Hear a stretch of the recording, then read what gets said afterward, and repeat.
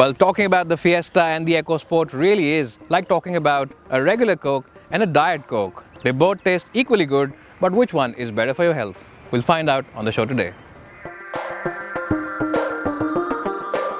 While looks are subjective, the new Fiesta clearly looks striking and hugely appealing. The Fiesta, with its big grille up front and those stretched back headlamps and those taut looking haunches, clearly tries to mimic the Aston Martin look. But there's no point in complaining. It easily is the most striking car in the mid-size segment and looks really classy in this shade of blue. Well, the EcoSport is clearly no pushover. Its bold and masculine styling clearly looks the part.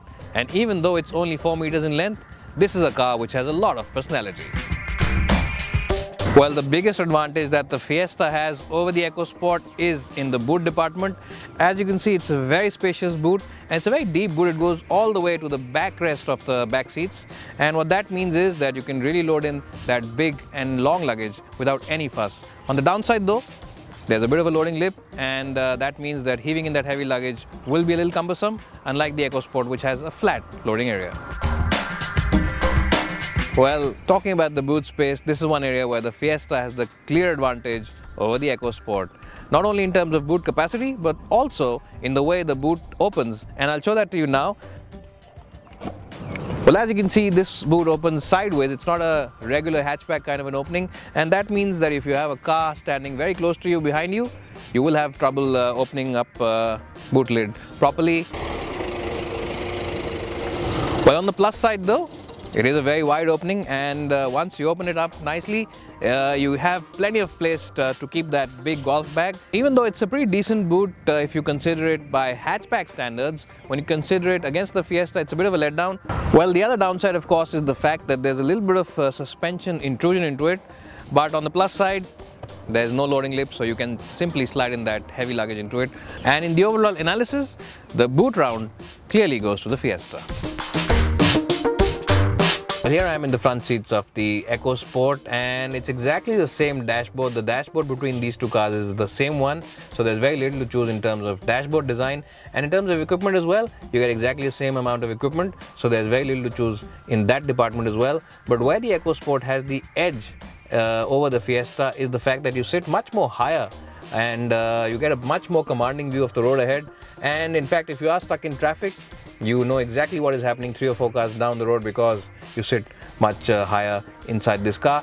Well, in terms of seat comfort, the Fiesta has the edge over the EcoSport because as you can see, the side bolstering isn't as good as the Fiestas, and also the cushioning could have been better on the EcoSport. In isolation though, these are very good seats, but yes, when you are comparing it with the Fiesta, the EcoSport could have been slightly better in terms of seat comfort. Well, here I am now inside the front seats of the Fiesta.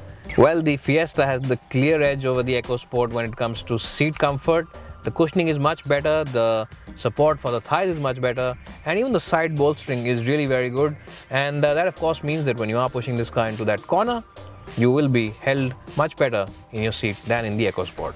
On the downside, inside the Fiesta, the steering wheel adjusts only for rake and not for reach, so that's a bit of a negative because the EcoSport, remember, does adjust for both. Well, in terms of equipment, both the EcoSport and the Fiesta offer the same level of equipment, but where the Fiesta has a slight edge is the fact that it also offers you automatic headlamps. Well, you get the sync system in both these cars, and you also get voice activated commands for a lot of features on both these cars. Well, even though the voice activated system on the EcoSport and the Fiesta might seem like a great thing, unfortunately it's a bit of an irritant to operate because the lady on the other side simply does not understand Indian accents very well. Please say a command.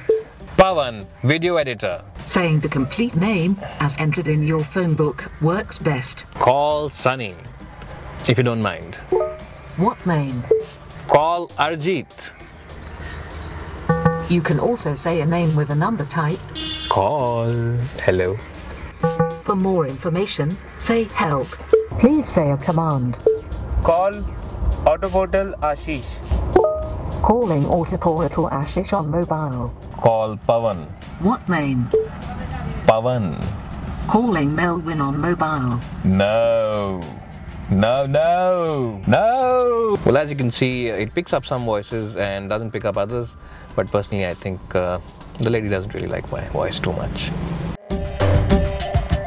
Well, so here I am now in the back seat of the EcoSport, and this car clearly has the advantage on the Fiesta in terms of headroom, which is pretty generous as you can see, as well as knee room. And this of course is considering that I have adjusted the front seat for my height and my driving position, and my height for reference is 5'10".